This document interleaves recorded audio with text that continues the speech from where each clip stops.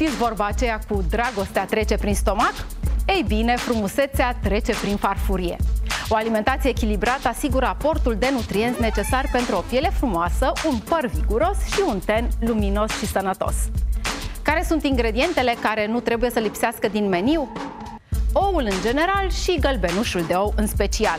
Este un concentrat de proteine complete și grăsimi esențiale pentru elasticitatea pielii. Vitamina A participă la reglarea producției de sebum, iar proteinele cu înaltă valoare biologică intră în structura keratinei din piele, păr și unghii. Avocado conține grăsimi vegetale naturale, esențiale pentru o piele deshidratată și uscată. Are multă vitamina E cu efect antioxidant care previne îmbătrânirea pielii. Efect anti-aging de neutralizare a radicalilor liberi are și vitamina C alături de beta-caroten, un precursor de vitamina A. O alimentație bogată în legume de culoare verde închis, portocaliu și roșu are efecte protectoare. Includeți în dietă spanac, morcov, ardei gras, pătrunjel, caise, citrice, kiwi și fructe de pădure.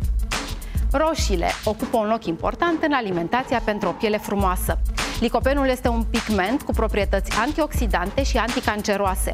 El protejează pielea din interior împotriva acțiunii nocive a razelor ultraviolete.